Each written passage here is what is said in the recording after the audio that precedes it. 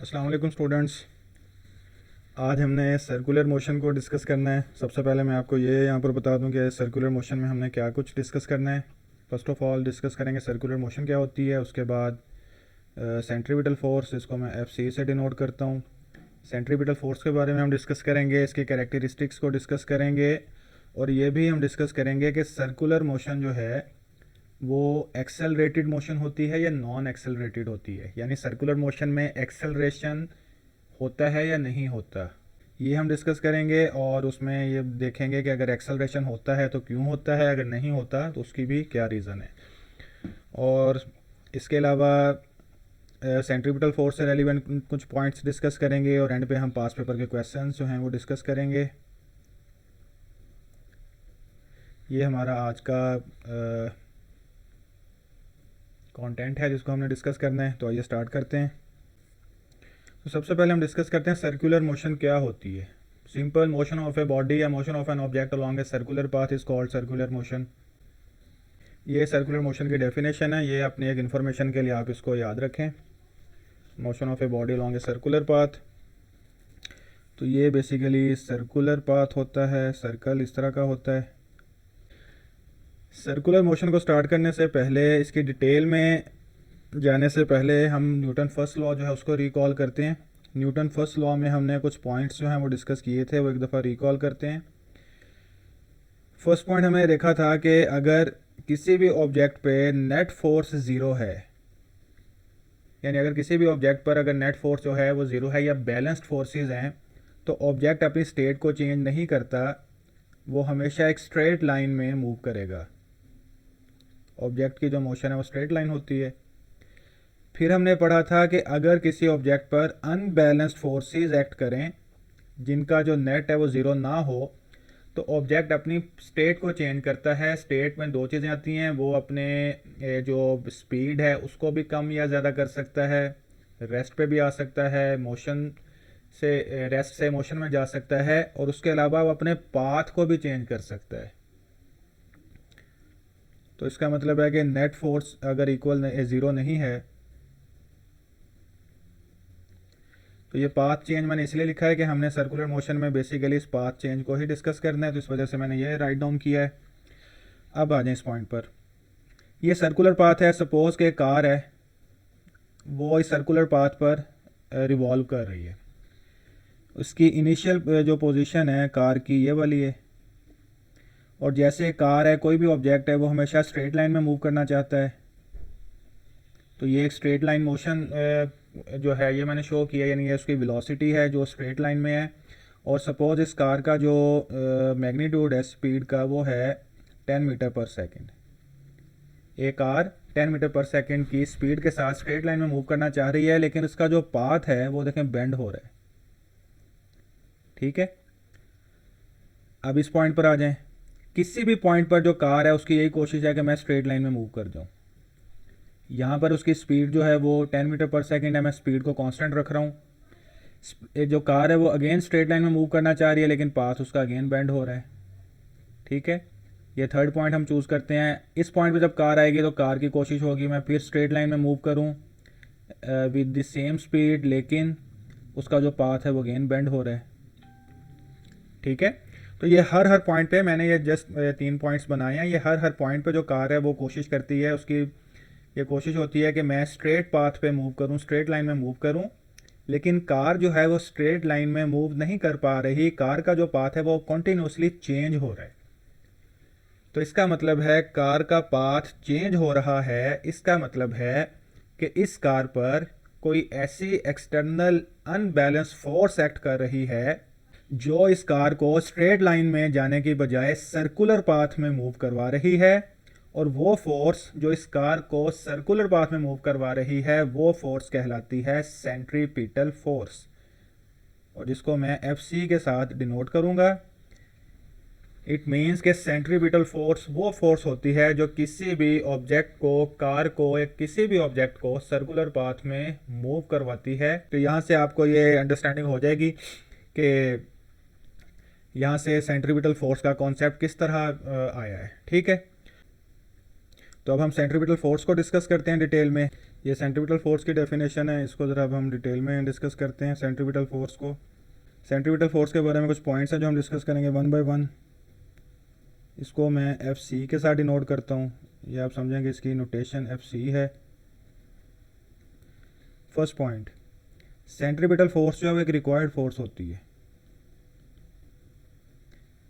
यानी नेचर की कोई भी जो फोर्स है वो किसी भी बॉडी को सेंट्रीपिटल फोर्स प्रोवाइड करती है, ये खुद से जो है ना एक्शन में नहीं आती, ये रिक्वायर्ड फोर्स है। इसको भी अभी हम डिटेल में डिस्कस करेंगे, कुछ पॉइंट्स मैं आपको इसके बताऊंगा। नेक्स्ट है इसका फॉर्मूला। सेंट्रीपिटल फोर्स जो है ये होती है M V square over R. आपके ओ लेवल्स में ये फॉर्मूला रिक्वायर नहीं है, ठीक है, इसलिए इसको मेमोराइज करने की ज़रूरत नहीं है, लेकिन ये वो पैरामीटर्स आपको बताएगा जिस पर सेंट्रीपिटल फोर्स डिपेंड करती है। डिपेंडेंस के लिए मैंने फार्मूला लिखा है आपने इसकी मेमोराइजेशन नहीं करनी। इस फार्मूला का मतलब है कि सेंट्रीपिटल फोर्स जो है डायरेक्टली प्रोपोर्शनल होती है मैस के।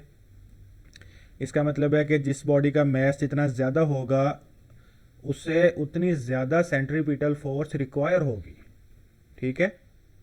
आपने एक सेम टर्न है, इस टर्न पर आपने एक कार को भी मूव करवाना है, आपने एक ट्रक को भी मूव करवाना है, तो किससे ज़्यादा सेंट्रीपिटल फोर्स रिक्वायर है? इस ट्रक को centripetal force, more force is required for this truck to move on that circular path. तो ये मतलब है कि F is directly proportional to mass, लेकिन इस केस में बी और आर जो है वो कांस्टेंट होंगे,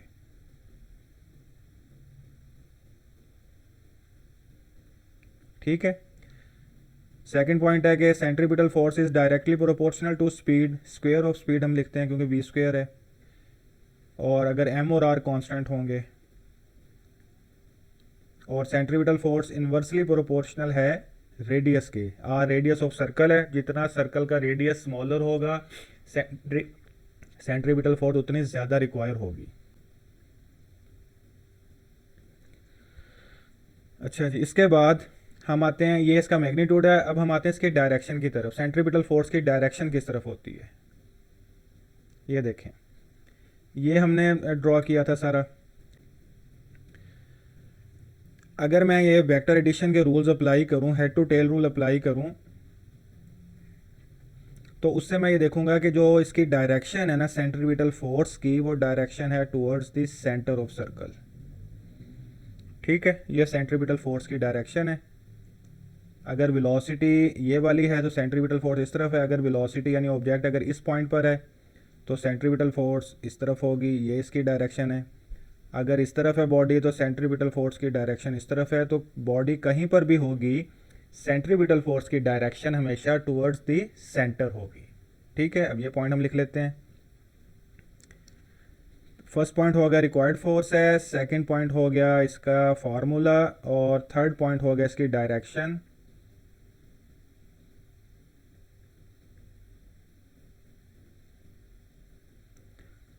टुवर्ड्स द सेंटर है। और एक बात मुझे आप लोग बताएं कि ये जो डायरेक्शन है ये इनसाइड होगी, इनवर्ड होगी, आउटवर्ड होगी?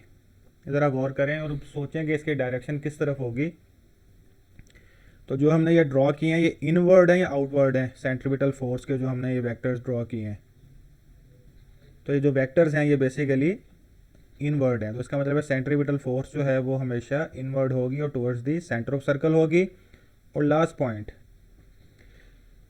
पॉइंट ये है कि सेंट्रीपिटल फोर्स और वेलोसिटी के दरमियान एंगल क्या है?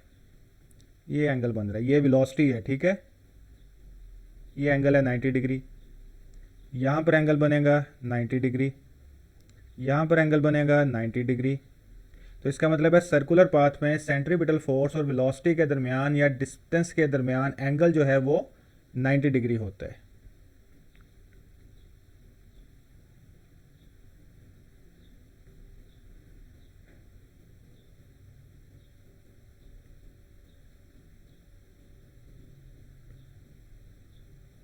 ये कुछ पॉइंट्स हैं सेंट्रीपिटल फोर्स से रेलिवेंट जो आपने माइंड में रखने हैं, ठीक है। ये ओवरऑल सेंट्रीपिटल फोर्स हो गई। इसको ज़रा मैं जूम आउट करता हूँ। ये सेंट्रीपिटल फोर्स का हो गया ओवरऑल। कि वो फोर्स जो किसी बॉडी को सर्कुलर पाथ में रिवॉल्व करवाती है, सेंट्रीपिटल फोर्स के कुछ पॉइंट्स हमने डिस्कस किए। अब हम ये सबसे पहले डिस्कस करते हैं कि ये जो मोशन है ये एक्सेलरेटेड है या नॉन एक्सेलरेटेड है। तो सबसे पहले तो हमने ये डिस्कस करना है, उसके बाद हम आगे चलेंगे ये रिक्वायर्ड फोर्स का क्या मतलब है। एक्सेलरेटेड का मतलब ये है कि इसमें एक्सेलरेशन है, नॉन एक्सेलरेटेड का मतलब है एक्सेलरेशन ज़ीरो है। तो हमने ये देखना है कि क्या इस मोशन में एक्सेलरेशन है या नहीं है, क्योंकि स्पीड तो कांस्टेंट है। अब एक तो बहुत ही सिंपल कॉन्सेप्ट है, न्यूटन सेकंड लॉ से हम देखते हैं, F is equal to M A. If there is some force acting on an object there must be an acceleration. Simple, अगर किसी जगह पर कोई फोर्स एक्ट कर रही है इट मीन्स वहाँ पर लाजमी एक्सेलरेशन होगा। तो if there is centripetal force acting on an object which is revolving around a circular path, ठीक है, there must be an acceleration and this motion is accelerated motion. तो सिंपल वर्ड्स में आपका ये आंसर हो जाएगा कि फोर्स की वजह से इसमें एक्सेलरेशन मौजूद है और एक्सेलरेशन की और फोर्स की डायरेक्शन सेम होगी। लेकिन इसको हम थोड़ा डिटेल में डिस्कस करते हैं। ये डिटेल में डिस्कस करने का पर्पज़ है कि जब भी P2 में क्वेश्चन आएंगे तो आपको राइट डाउन करना और क्वेश्चन को अंडरस्टैंड करना ईजी हो। एक्सेलरेशन होता है change in velocity over time, ये हमने पढ़ा था।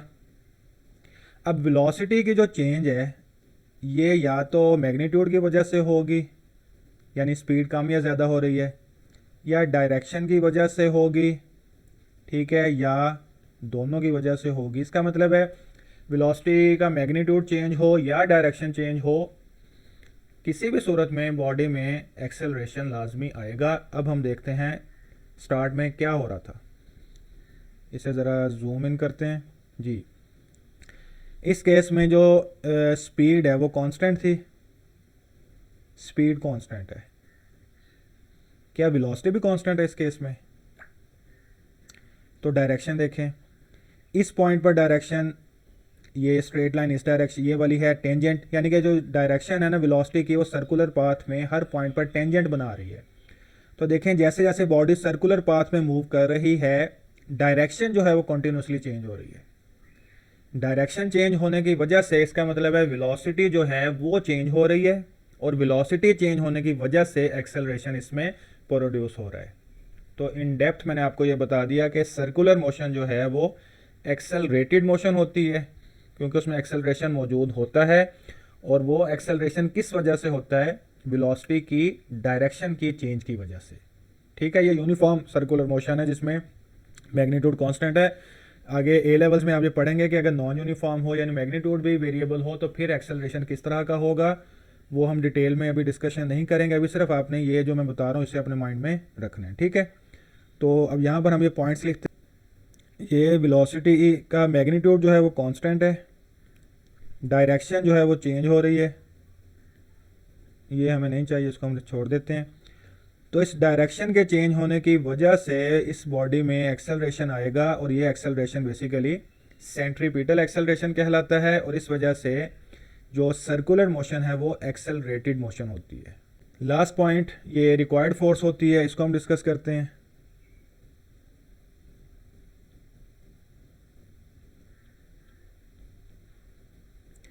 अभी मैंने आपको ये बात बताई थी कि ये सेंट्रीपिटल फोर्स जो है ये खुद से जो है वो नहीं सामने आती, ये कोई नेचर की जो फोर्स है वो बेसिकली सेंट्रीपिटल फोर्स की कॉज बनती है। सपोज ये अर्थ है, ये मून है, मून जो है अर्थ के अराउंड सर्कुलर पाथ में रिवॉल्व कर रहा है।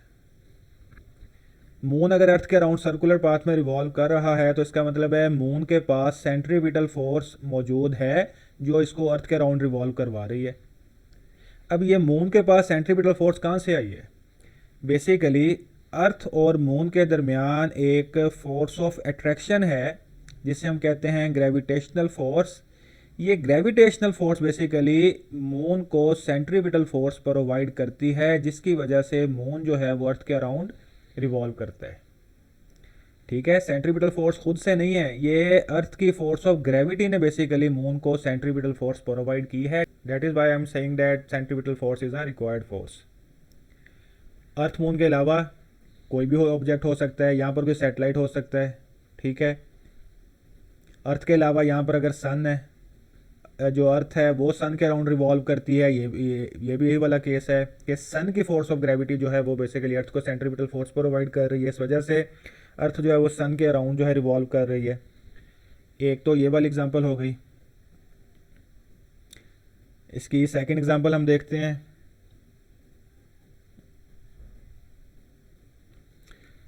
जब हम किसी भी रोड पर एक टर्न लेते हैं, ठीक है, ये एक रोड है, स्ट्रेट जाती जाती टर्न है,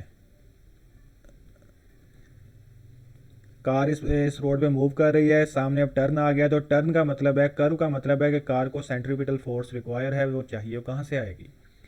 इस केस में जो कार को सेंट्रीपिटल फोर्स मिलेगी ना, वो कार के टायर और ये सरफेस यानी रोड, इनके दरमियान जो फ्रिक्शन है ना, उससे सेंट्रीपिटल फोर्स मिलेगी, friction between tyre and road.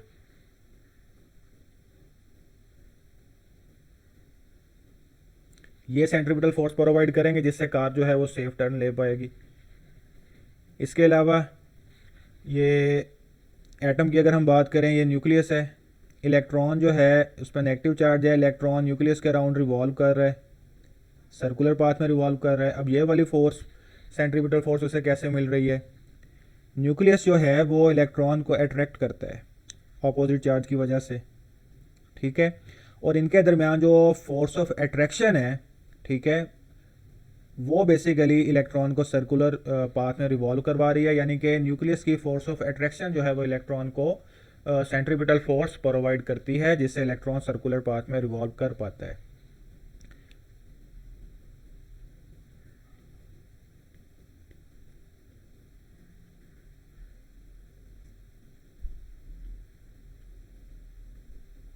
तो स्टूडेंट्स, ये था कॉन्सेप्ट रिक्वायर्ड फोर्स का। ये ज़्यादा एक्सप्लेनेशन है, आपने अपने कॉन्सेप्ट को क्लियर करना है, आपको पता हो कि ये बेसिकली फोर्स जो है इसके नेचर क्या है, इसलिए मैंने ज़रा डिटेल में सब कुछ बता दिया आपको। और एक और एग्जांपल दे देता हूँ, मैंने यहाँ पे राइट डाउन किया अपने नोट्स में। जब एक स्ट्रिंग है हमारे पास, एक स्ट्रिंग है, उसके साथ हम किसी स्टोन को टाई करते हैं और उसको घुमाते हैं, सर्कुलर पाथ में घुमाते हैं। ज़रा इमेजिन करें, स्टोन जब सर्कुलर पाथ में मूव करेगा तो स्टोन को ये सेंट्रीपिटल फोर्स कहाँ से मिल रही है। बेसिकली हमने स्ट्रिंग के थ्रू स्टोन को रिवॉल्व करवाया है, तो स्ट्रिंग में होती है टेंशन की फोर्स। ये टेंशन की जो फोर्स है ये बेसिकली सेंट्रीपिटल फोर्स प्रोवाइड करेगी स्ट्रिंग को और स्टोन को, जिससे स्टोन जो है वो सर्कुलर पाथ में मूव करेगा। तो ये कॉन्सेप्ट था रिक्वायर्ड फोर्स का। रिक्वायर्ड फोर्स मैं उम्मीद करता हूँ कि आपको ये अंडरस्टैंडिंग इसकी होगी कि सेंट्रीपिटल फोर्स एक रिक्वायर्ड फोर्स है और उसका क्या मतलब है, ठीक है। अब हम पास पेपर के क्वेश्चंस करते हैं। Question number 1, A car is driven around a bend in a road at a constant speed. वही बात आ गई। What is the direction of resultant force on the car when it is going around the bend. Resultant force का मतलब है unbalance force, और bend के case में जो रिजल्टेंट फोर्स है वो होती है सेंट्रीपिटल फोर्स। अब सेंट्रीपिटल फोर्स जो है इसकी डायरेक्शन क्या होगी, टुवर्ड्स द सेंटर, ठीक है।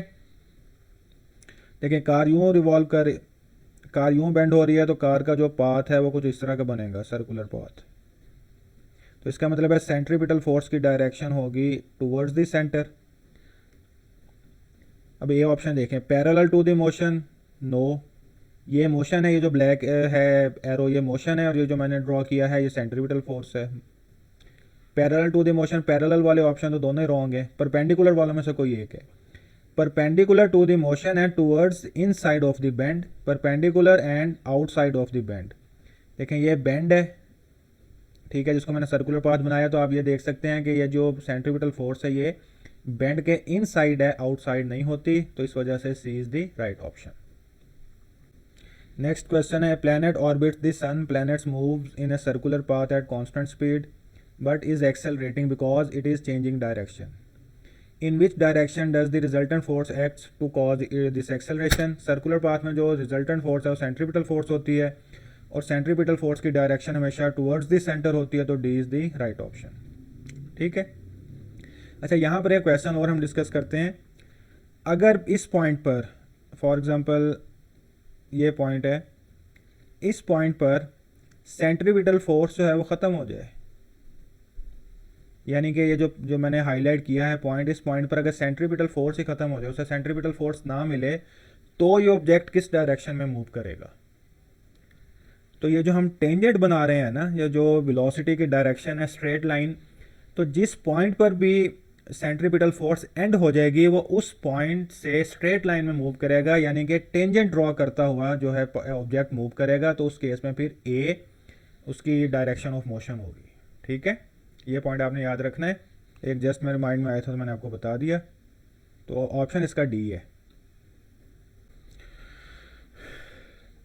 A satellite orbits a planet in a circular path. It has constant speed, force due to planet. In which direction is the force on satellite when it is in the position shown?